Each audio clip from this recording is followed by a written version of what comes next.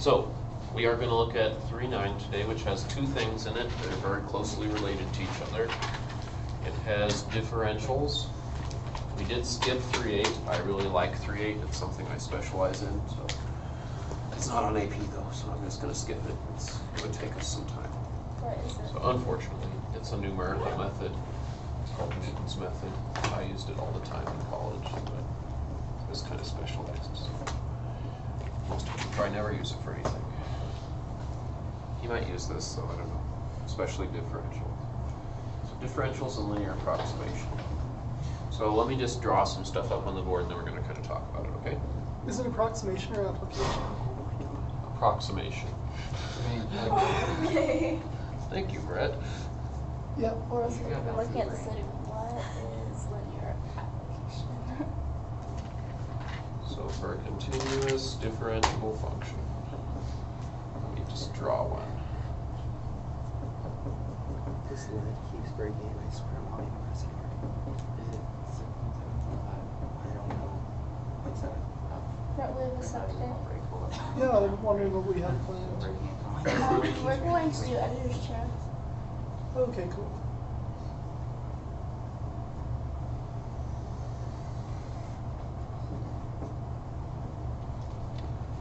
So the book has the same diagram, but I really need to draw it to bring some points home, I think.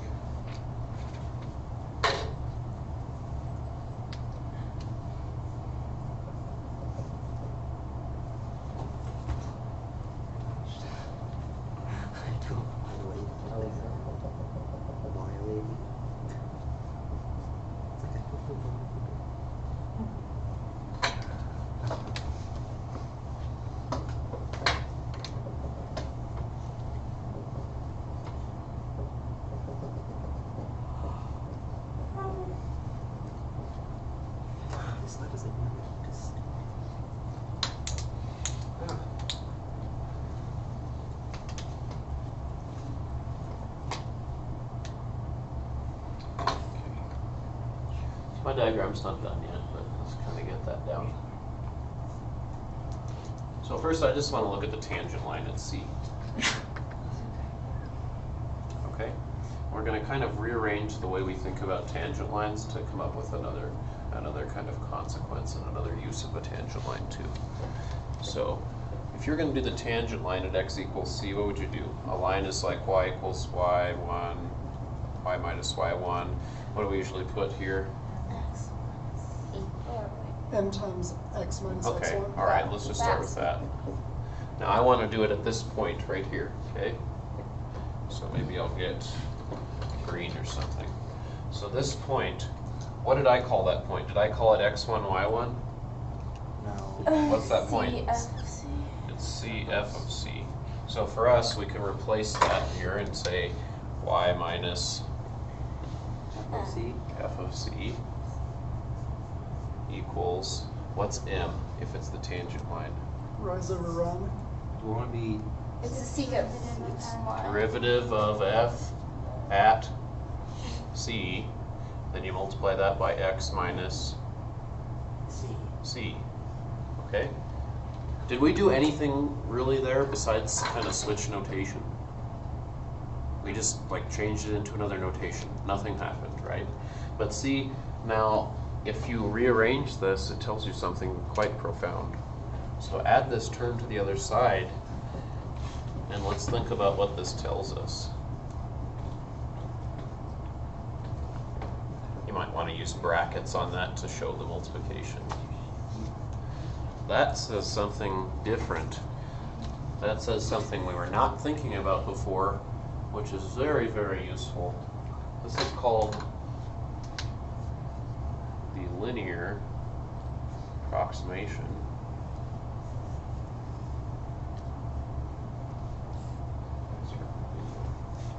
Okay, I did.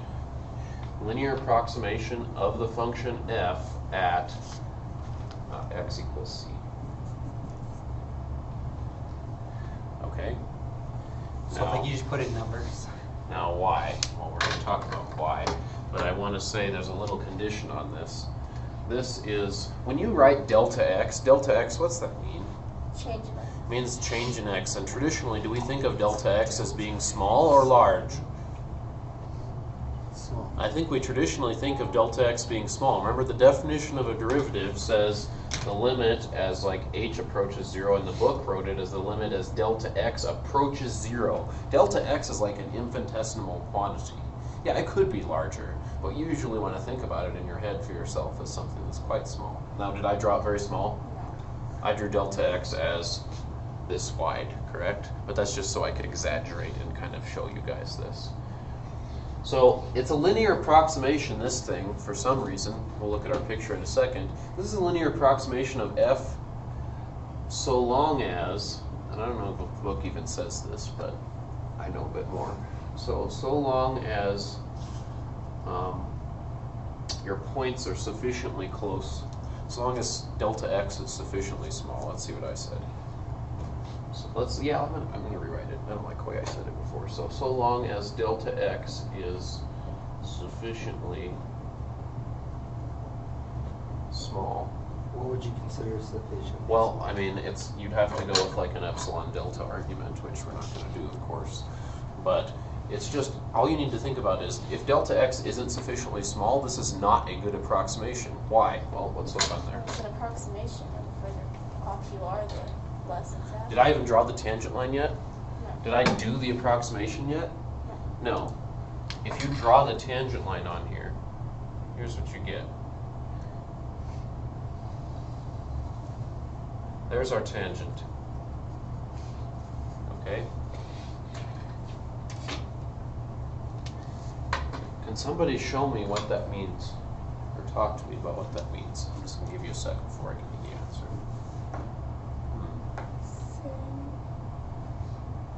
You have a y-intercept at f of c, But I don't want to say it. and You're something stupid. Me too. It's like, Maybe. is that the equation of your What is tangent line? this? is that This similar? says the y value. Think of this as a new y value. This says your new y value, your approximated y value, is just, what's f of c?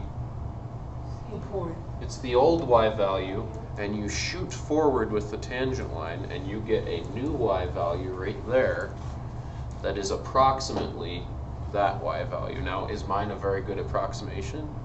No, but that's because I have delta x So big. So it If should delta be, x is small, this thing shoots forward and finds a really, really close value. It should- really approximately so in close the real value. picture, it should be up there. Yes, it should. It should be but like I almost touching exaggerated the ground. because I made this real big so you could really Okay. see. Is that really a great approximation if delta x is this big? No, but you don't make delta x big in practical reality. Okay, so let's put a couple other things on here. So it says, this is the change in y, right? Like slope. Over that change in x, that's how much change in y we got, right? So another way to say this is that the actual change in y is what? No, you guys have known this since Algebra 1. What's the actual change in y? You just subtract, right? Yeah. What is awesome? I'm not sure. We're going to say it, I think. F of... Change it. C. Oh, well, we usually start at the top one, don't X we? plus C minus, Isn't or it X plus, sorry. C C plus plus that. delta x minus f of c? We can clearly see that's the actual change in y. What we've done is we've approximated that. Now, why would you need this? Well, as I so commonly told like Mr. Bryant and Slade last year, computers cannot work with an infinite number of values. They can't even take this infinite number of values from here to here. There's no way to store that in a computer. Its memory is limited. So you have to do things like this to approximate values and kind of get as close as you can. So when your calculator does derivatives, when it does zeros, when it does any of those things, it's doing something like this, some kind of method like this, where it shoots forward and guesses. So the actual delta y is that. The approximate delta y we're going to call dy, also known as the differential, so that's why these are in the same section. So dy isn't exactly equal anymore. It's approximately, and which part of this thing is dy? Here you've got the original y you started with, and here is that differential value. So this part right here, this is your dy. So dy is approximately f prime of c times x minus c. So when you take the original y value and you add dy, notice that means dy on the graph is this region right here. Dy goes from here to there. When you take the original value, f of c, and you add dy, you get your estimate. In this case, was it an over or an underestimate? It's below, right? It's an underestimate. I'm confused. So Sometimes it's an overestimate, yeah. so y gives you the That high, that's f of c. Okay. And then this extra little bit is what you got from the tangent line by using the tangent line's direction. So when you add those together, you get an approximate value for y. Okay. Okay. There we go. So there's the theory. Let's maybe look at a few problems. So don't think this is like really bad, because it is definitely not. And the book discusses this quite well. They have some really nice pictures. They explain it very well. So if you need to look at that too. Okay. And that also might be a good thing. How many of you guys are actually using the book? Is anyone even using it? I get the feeling I that try. I used to I don't always you should understand. definitely try, because in most college courses, whether it's math or science or whatever, the professor's not as nice about things as I am. Sometimes, but most of the time not. What's your only other resource? The book. The book. The internet. So getting used to that. It takes time. Reading a math book is a skill. It's an art. It's tough. It takes practice. So our book is good. I claim that it is quite good. Okay. Hold on. So dy, we just said the differential of y, you get that by going f prime of x, and x minus c, before we had this is like x minus c up there, but that's the differential of x. Like So the d of x change in equals x minus c. Yeah, exactly. So what I wanted to tell you is, but the actual y value is approximately this. This is what we're thinking about. Sometimes you can't really get the actual y value. Like computers can't do that a lot of the time. They just don't have enough memory to store all the points that they need to do the actual y value. So they use a less number of points and then use this tangent line to shoot forward and find one that's close. And that's how they do all kinds of different things. So why is that dy? Why is that why is it not approximate? Hold on. Let's just do an example. We need an example today. So I want us to find the approximation for a specific example when x equals 1. So we'll start at c, it's like x equals 1. And I'm going to give you dx equals 0.01. Now the only reason I'm not going to answer everyone's question in super depth is because we don't have time. I need to get this done. Okay, so, and then maybe we'll compare these two and see how close they are. Okay, so we'll do dy, then we'll do the actual y, and we'll see what happens. So if we're going to do dy, what's my function? I need a function. Yeah. Y equals x to the 5th. So I thought you were going for the trick question at 0, but.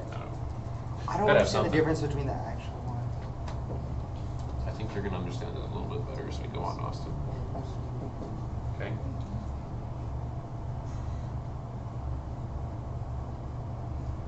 So that's what I do. So that means in this case, dy, think of it as just doing a derivative. Is 5x to the 4th.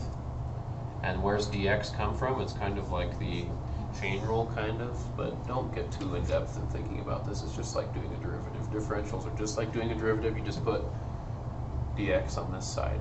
Well, why didn't you plug in? Because I haven't done that yet. So now I'm going to plug in the stuff. Good question. So now I'm going to say, okay, they wanted us to do this where x equals 1. And they said make dx that small change value. Remember I said it should be small. Make that 0.01 and see what you get for your approximation. Oh, you're on top. So the approximated value is going to be what? 5 point times 0.01, which is 0.05. Does that make sense? So do you always have to write approximately or no? Because Is you're that approximately? It's understood though that that's the approximation house. It is. It's So understood. if Good you had question. delta y, Right. you'd have to have So this is approximately that, but that is delta y for this example. That is dy. That is dy. If we want to do the actual value, the one that really exists, how do we do delta y? Remember, that's the thing you've known for a long, long time, so don't make it hard. Subtract. So subtract something. Subtract what? Subtract F. 1 to the 5th. That's like f of c minus or plus. Should we call this f of x? Maybe that will help us. So don't we go the one that's forward 5x first? to- I should go that way. Be consistent. So this is 5x going to be to- f of x plus, Oh, okay. it's just a slope. It's the top part of your slope, that's all. So x plus that is what? F of 1.01 minus f of 1. If you put 1.01 in, and you put 1 in, what is that? I don't know what that is to the 5th power. That's where we need our calculator. 1.05101. Yeah, one of those. 0.5. Let's give us 1015. Okay, I'll go with that.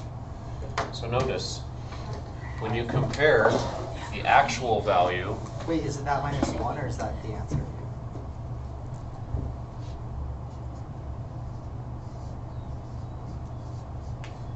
Oh, good question. When you compare the two, how close are they?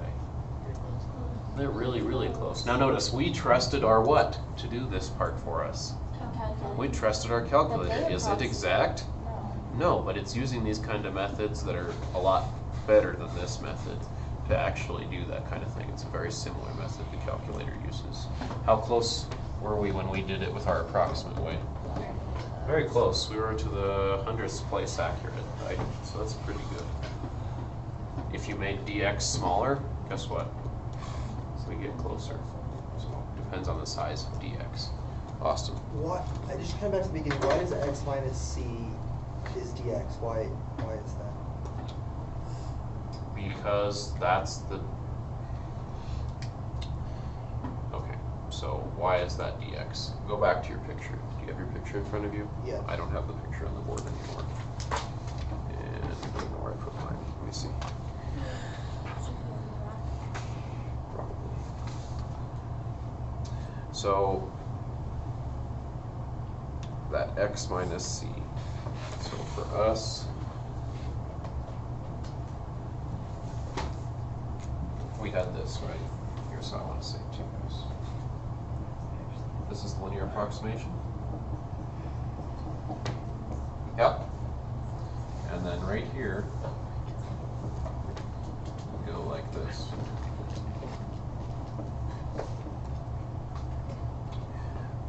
Are these exactly the same? No, but this says like when you where you got this from was x minus x1 in the slope formula. You're just going to say it's approximately equal to that.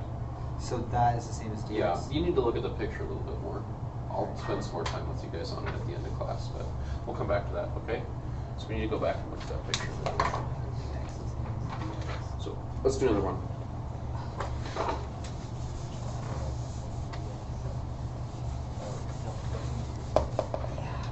Okay.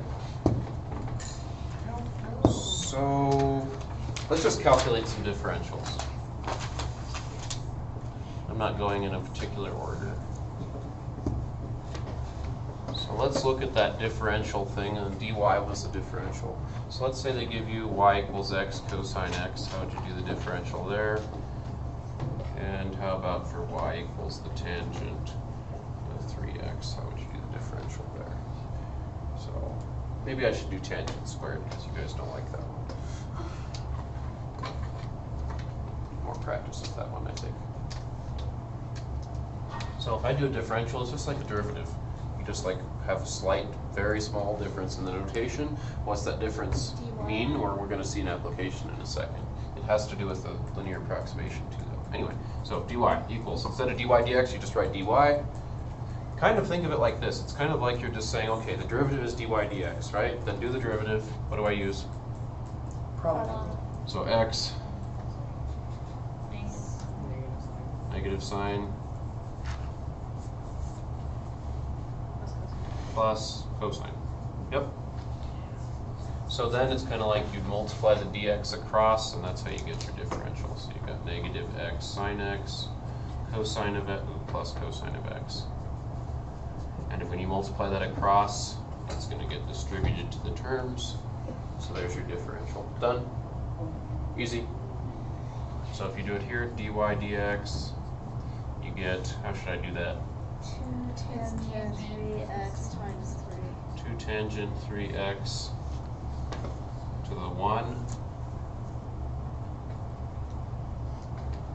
Sorry. times Secant squared. secant squared of 3x times 3. That's the one that we have had struggles with, so you need to get that down.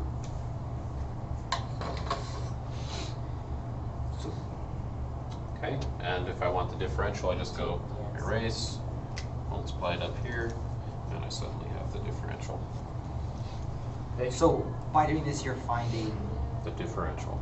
Instead of the which derivative, is used to find the it's used to y. find things about error and so forth. It's used in the linear approximation, which deals with approximation, which has error in it, and it's also used for all kinds of other stuff, like this. So I'm going to do 2 differential problems. Yeah, wrong person. Okay, so I want us to approximate the square root of 64.8. That's something that, you know, we could use our calculator for a long, long time ago when we were in grade school. But let's do it without a calculator. So there's a real simple example. Here's one that I like better. So let's say the radius of a sphere, and we've got some kind of tool measured.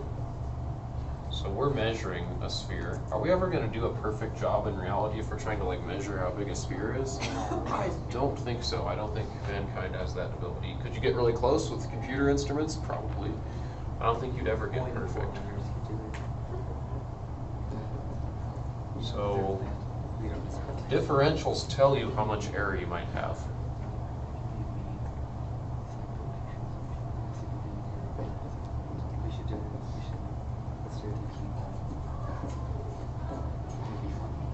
Did you like the one that I shared with you? Yeah. It's so how we do it.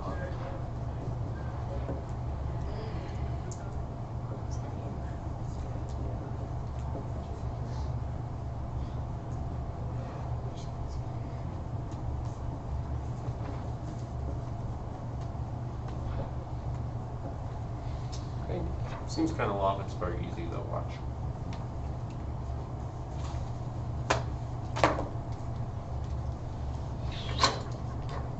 Okay.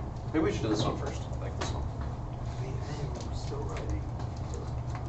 Give me a second.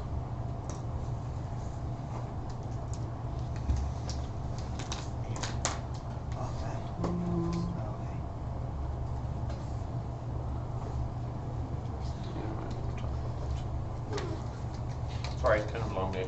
Okay, so we want to eventually estimate the volume of the sphere, the error that there could be. You guys see what I'm saying here? Like you measured it, you want to see like how much error is propagated into the volume. You guys think it's going to be more or less? If you screwed up on the radius, you're probably going to have A higher area. even more error when you look at the area, and if you look at the volume, even more, and if you looked at like a higher dimensional thing, even more, right? What? I don't know. So it'd be kind of Good like question. the air cubed, but not really. Yeah, good. So let's just start with the volume of the sphere. What is it?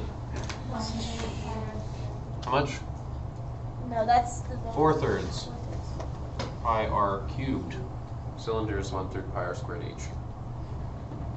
Okay. Okay, so if that's the volume, I think if we take the differential, we'll be able to answer this question. So dV. So if we go dV, really dv dr, but whatever, we'll put the dr over here. Bring the 3, these are all constants, right? So bring the 3 down, you get 4 times 3 over 3 pi r squared dr. So then you plug in r and your dr. Yeah, exactly. So now if you plug in 4 pi, what did they give us for r? 21. So we measured it at 21 centimeters. And they said, at most, our measurement tool, maybe it's calipers, maybe it's a computer thing, I don't know. But this measurement tool has this much error at most. Does it have to have that much? No, but that's the most it could possibly have. It's that accurate. Is there stats That's involved in 21 this? squared. 21 squared. Thank you. And now, when you do this, what do we get? Times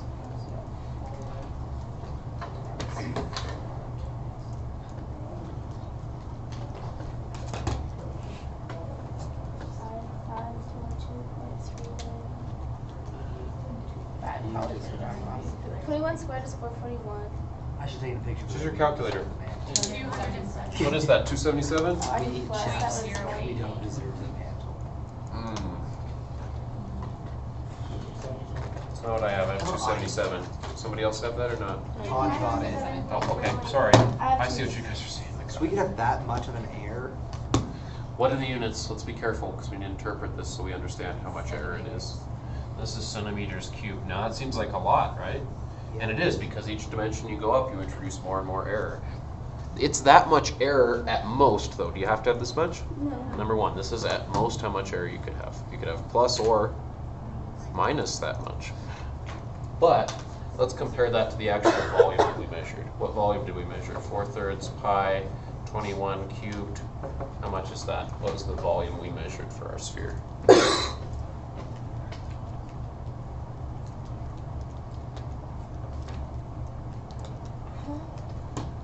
It's much bigger. It's like 38,000. Is it even or can't be even? No, 792. 0.8 3809. 3809. Why am I going more decimal places? 386. Because you have, Because we're in AP, and that's what they want us to think like. So, how much error is that when you compare? It's this plus or minus that much. It's not terrible, but I mean, if this was like, think about it. If you've got a sphere and you're filling this sphere with gold, are you going to care? yeah. Yeah, I mean, that's still a decent amount of gold. So if you're like working with a spacecraft and you're using gold or cesium or any kind of expensive element, because they do that all the time, it matters a lot. So to write that down, you would have to put plus or minus d. Let's do that. So let's just say this is error and put plus or minus on it. If you wanted the maximum possible volume, max V possible, would be V plus dV, and min V possible due to our error in measuring is V minus dV. It's not that bad, is it? I don't think this should be hard. Okay. Let's use differentials to do that other problem. And then maybe we'll do one more thing.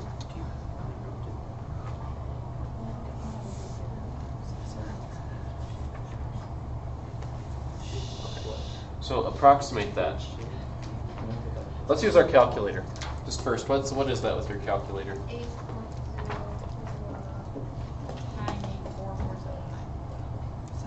So there? That's probably good enough for us. So here's what I'm going to do. I'm going to say, let's pick f of x, and let's do a differential approximation. So I'm going to say f of x is the square root of, what do you think? X. X.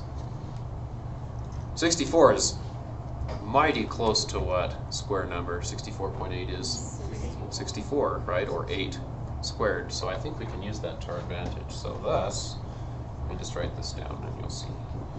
F of x plus delta x is approximately equal to, use your linear approximation. What's the linear approximation say? We need to memorize this. This is the original x value plus, then you scale it by the derivative. That's the linear approximation. Okay, so Get that down. We're gonna call this guy dx. Okay. Then just plug in stuff that you know. What's f of x? Can you find f prime of x? Yes. Yeah, what is that? 1 over 2x. 1/2 x to the, Negative 1/2. which is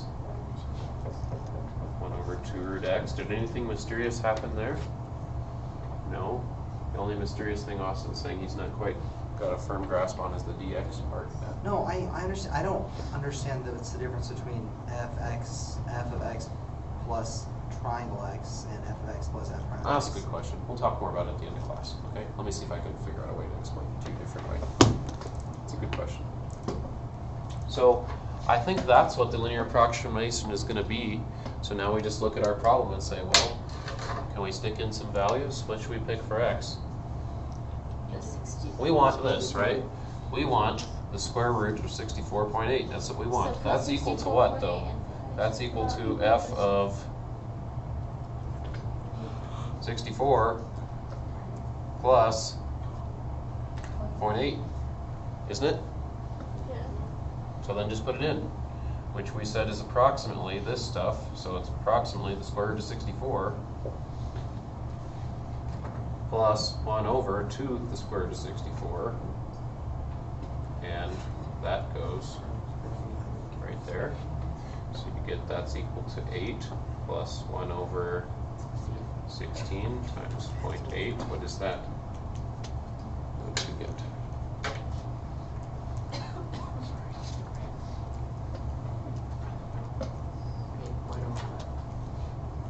Exactly right. Yeah. So was our approximation pretty close? Yeah. Pretty darn close. So that's kind of how you can use So dx in this, that dx is the amount of error, or it's the distance. It's like when you had this problem over here and I showed you it originally, we had like c and then we went out to c plus delta x. It's the distance between those. It's the delta x.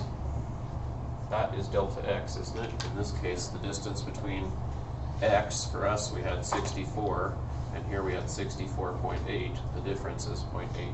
And I So assume that's just the length of the interval. The idea is a linear approximation says if you want to approximate how high this value is and you don't really know, you can take where you started from, find the tangent line, and add on that little amount that you get extra. That's what this is. Okay?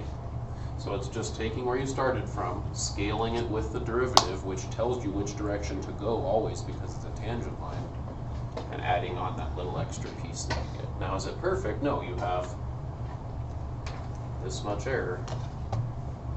But if you make dx small or delta x small, then you don't get much error. You don't get much there. Right? Okay. So how do you let's know? talk about one other picture. What if you're can you estimate backwards with this? Like I've always been going forwards, right? I just wanted to say, okay, so we looked at case 1. Let's say case 2 is backwards. And the AP exam loves this question. They love to like make things go backwards and see if you can figure out that there's an additional minus. They love it. It comes up in all kinds of problems. And last year my guys did very, very well with it by the end of the year, so I think you guys can too. You guys are always a harder working group than them, for sure. So let's say I'm going to just put my C over here in quadrant 2. Does it really matter? No, I just want to show you that this can apply anywhere. Okay? So I'm going to put my C in quadrant 2, and I'm going to draw this f of x.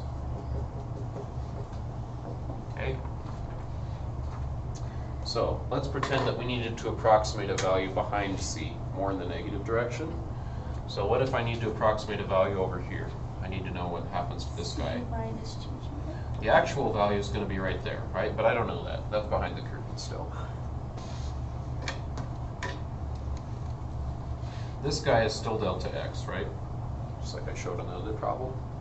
Except now I'm going delta x backwards. So if I want to come up with an approximate value for f of c minus delta x. Does that mean That's what it's this is, right? negative dx? This is c minus delta x, exactly. If I want to approximate what this value is right here, how can I do that? I know it's approximately what? Oops. F of c. Where'd I start?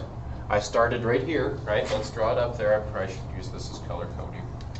Okay, so I'd start right there with f of c. And normally we just go like plus f prime times the width. It would be minus. Let's just think of it as plus Is it to begin still with. f prime of c times f of c plus So c? notice on this picture we had an underestimate or an overestimate. You get an under. You So had you an didn't have underestimate. overestimates on I think this. here we're going to get an overestimate. Let's picture that. When we do the tangent line and shoot from right here, and you do the tangent line, it looks like that, right? Is that over or under the actual value? Is the thing up here, which is going to be your estimate, over or under? Overestimate. This is an So it overestimate. Just stays like plus, it doesn't regression change to lines. minus?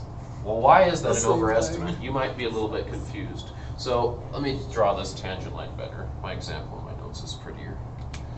Let's see if I can do a better job of drawing this. When you do, see, I don't like where that landed. It landed right at the what? See, The critical point. It landed at the critical point. Darn it. That's not a very good example if you land right at the critical point.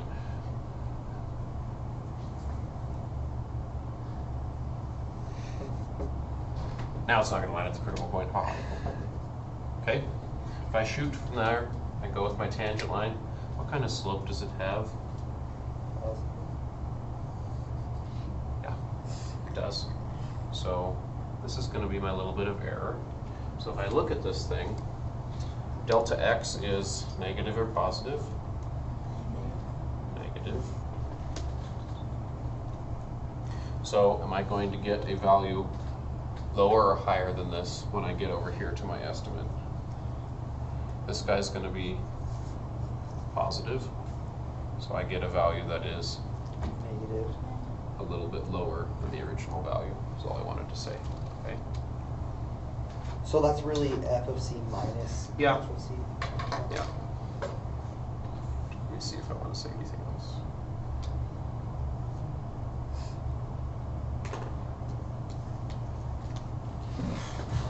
I drew a different example than I had for you guys. You want to think about these independently. For us, we went down from the original value because the slope of the derivative is positive and we're going backwards, so that's negative. So we got smaller, right? This value is going to be decreased or increased here. This is negative, so it's decreased. That's why it's lower. If you had a point like over here, like let's say we had a new c value that was like right here, and we went backwards to this, I'm going to say delta z backwards, that's c minus delta z, and I shot from right there, I still get an overestimate, right? But why is this estimate right here? That's the Because estimate. f prime of Why c is that higher? also negative. Yeah. So why is this higher than the original value? Because in this case, Because it's a plus. you get f of c, and then you have plus f prime of c delta x. Delta x was, Negative. I'm still going backwards, negative, and f prime, the slope of the green line, is negative. So instead of getting lower from that point, you get higher. Does that make sense? That kind of reasoning, I don't think it's super hard. Don't make it super hard. Just look, draw the picture, and it won't be bad. Okay? The AP questions love to do this thing right here. They love to do this minus minus and see if you caught both. And they ask that in different settings. So we'll see a lot of those settings by the end of the year. Okay? All right. That's all I'm going to do. The book has some more examples. So. Alrighty, what do we need? I had a quick question. Yeah. So you have like on this, you picked out the point A as your extra one. And I get what you did on the 64 because it'll be square root of 8. What if you don't have that? Or Okay. is it always because it's going to be such a small So, change notice- it's obvious? Caitlin's making a really good point here. I picked and split it as 64 and 0.8 because what? 64 was a nice square rootable number. If you've got a cube root there, you're going to have to search for a nice, close cube rootable number. If you have some other kind of operation, you have to think of a nice, close, as close as you can, number that does that, whatever it is. Let's So, assume in the situations there's not something close, you're not gonna want to. and there might not be something very close, in which case you can't use that kind of a technique. Exactly. Very nice. Okay. So here's what is due Wednesday. I will be here Wednesday so we can talk about these problems if you guys have questions. But we're also going to take that first page of the exam. If you want to go to the talent show, I understand. It's not like I want to stop you from going to that. You can come take it any time during Wednesday. Okay? Caitlin, can I borrow a pencil? Mine's not working. Wait, hold on. There we go. Are you going clean? A lot of these are pretty quick. You okay? Okay, so that one is due Wednesday. I think that actually some of the longest ones are like 2 and 4. Those are kind of longer. Once you get past those, it starts to get quicker.